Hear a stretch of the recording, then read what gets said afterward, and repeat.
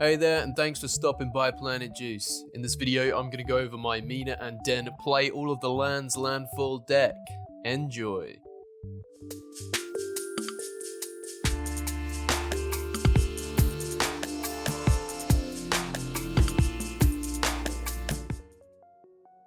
I've picked Mina and Den as my commander because it generally goes a little bit under the radar compared to other Landfall commanders like the Omnaths or Lord Windgrace. So what does Mina and Den do? She is a 4/4 for 2 green-red that lets us play an additional land on our turn. Also for a red and a green, we can put a land back into our hand from the battlefield and give a creature trample.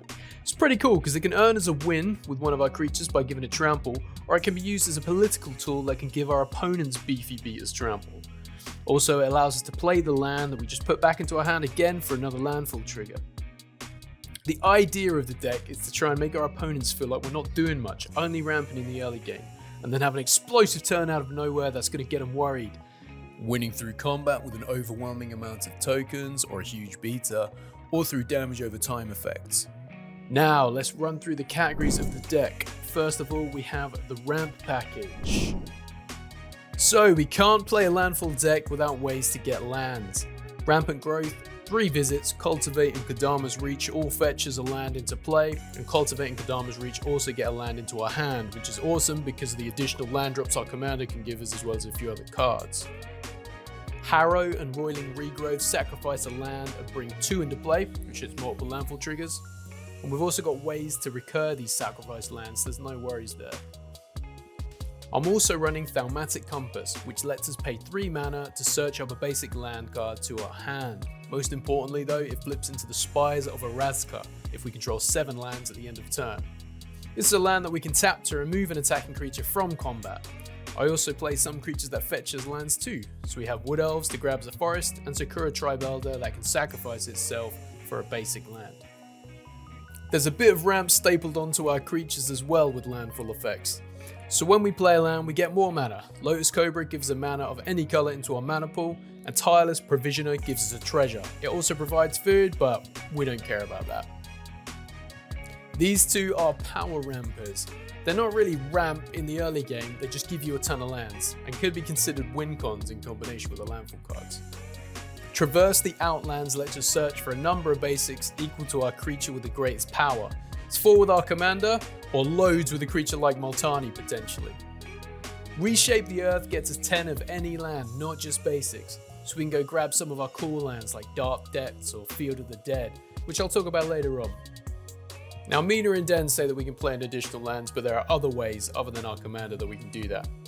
Azusa, Lost But Seeking allows us to play 2 additional lands.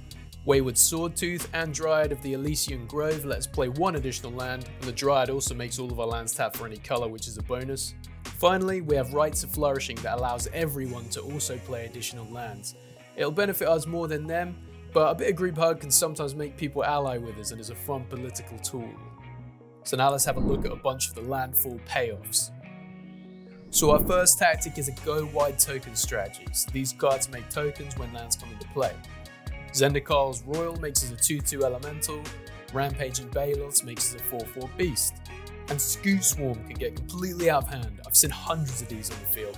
It's a 1/1 that makes a copy of itself whenever a land enters the battlefield. So with 1 Scoot Swarm out on the field, if we play a land, we get another Scoot Swarm. Next land we play, we get another 2 Scoot Swarms, and 3 and 4 and so on. Avenger of Zendikar gets us a 0/1 plant for each land we have and buffs them every time we put a new land into play. We've got Omnath, Locus of Rage, who makes us a 5/5 elemental. Also, when any elementals we control die, we basically can lightning bolt a creature or player. And lastly, I run Field of the Dead, which as long as we control 7 different named lands, this is going to make us a 2/2 zombie for each land that comes into play. We also have some landfall cards that do incremental damage over the game. Tunneling Geopede does 1 damage to each opponent whenever a land comes out, and Valakut Exploration gives an extra card to play on our turn for each land. But if we don't play the cards from exile, it does 1 damage to each opponent for each one. A few other random landfall cards include Retreat to Kazandu, which gives us 2 life or gives a creature +1/+1 counter. Courser of Krufix gains us a life and also allows us to reveal our top card, and if it's a land, we can play it from there. Tireless Tracker makes us a clue token per land that we can sacrifice for 2 mana to draw a card. Morag, Fury of Akum, gives an extra combat step or more whenever we play a land after the main phase. And lastly is Ancient Green Warden. While not a landfall trigger, this big old tree makes all of our landfall abilities trigger an additional time. So this makes the deck double as potent. Why do 1 damage or make 1 token when we can do it twice? It also lets us play lands from the graveyard, and it's honestly one of the best cards in this deck. This leads us nicely into the next section, which is recursion. Ancient Green Warden and Ramanap Excavator lets us play lands from the graveyard.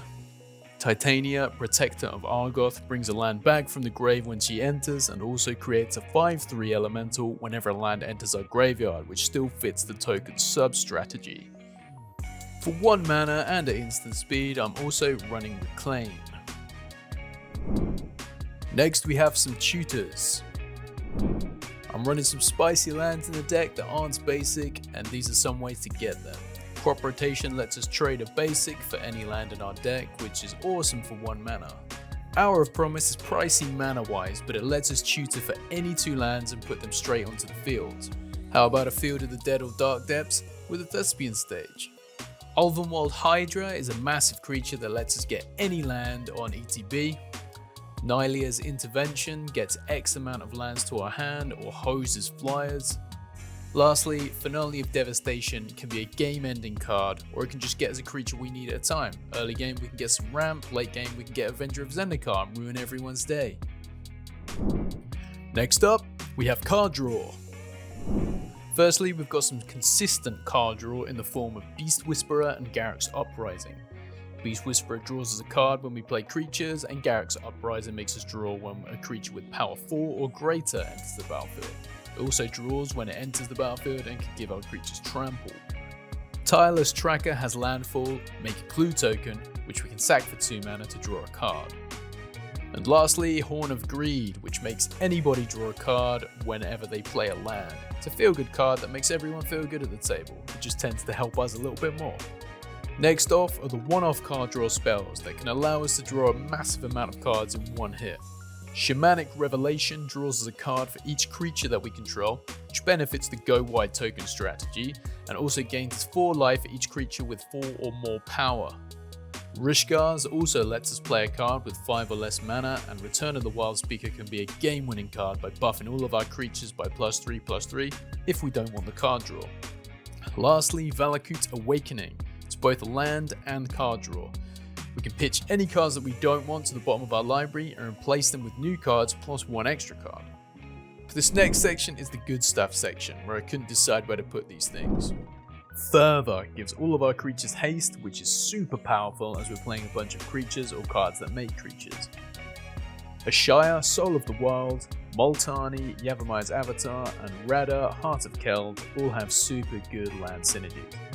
Both Ashaya and Multani are huge beaters as their power and toughness is equal to our land count, and Multani also includes the lands in the graveyard. We can also recur her back from the graveyard for 1 and a green mana and return 2 lands to our hand. Ashaya increases this further by turning all of our non-token creatures into forests as well as their creature type, which count towards our land count. This is also a pretty nice synergy with our commander because she can return lands to our hand so we can protect our creatures.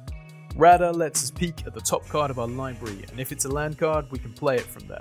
Also, her activated ability can make her a massive beefy monster. These are the finishers. So we've gone through a bunch of these juicy cards, but how do we finish off our opponents? Perforos, God of the Forge, and Warstorm Surge can be devastating in this deck because the amount of creatures that we can make. Perforos does 2 damage to each opponent whenever a creature enters the battlefield or under our control. So if we play an Avenger of Zendikar, we'll rack up the damage from all the tokens entering. Warstorm Surge does damage to any target equal to the power of the creature that entered. This is very powerful with Omnath's 5/5 tokens he makes, or the power equal to our land's creatures. For the go wide strategy, I also run Triumph of the Hordes. +1/+1 Infect and Trample, normally ends games. Finally, I'm running Comet Storm. Because we're playing so many lands, it makes sense that we have an X spell to finish everyone off. Now let's take a look at the interaction suite. For board wipes, I'm running Blasphemous Act and Chain Reaction, just in case someone pulls a little bit too far ahead. For targeted removal, I've got Beast Within and Chaos Warp to get rid of any problem on the board. Specifically for creatures, I'm trying out a few auras, so I have Kenrith's Transformation and Lignify, both having the ability to hose a problematic commander by making them lose their abilities. These could change at a later date, but for now I'm going to run them. For artifacts and enchantments, I've got Vandal Blast to hose all of our opponent's artifacts, Nature's Claim to get rid of either for only a single mana, and I'm also testing out De-Glamour and Unravel the Ether, as we've got a lot of graveyard shenanigans in our group, and these shuffle the cards back into their owners' libraries. And the final section of the deck are the land cards. So we have a few different utility lands included in the list, as well as a couple of awesome lands mentioned throughout the video that we should try and get out often with our tutors. Field of the Dead is arguably the best land in the deck. It has Landfall, make zombies as long as we control 7 different lands, which is super easy to hit. Normally the go-to for tutors. Dark Depths can create as Marit Lage, a 2020 indestructible flying creature when there are no ice counters left on it.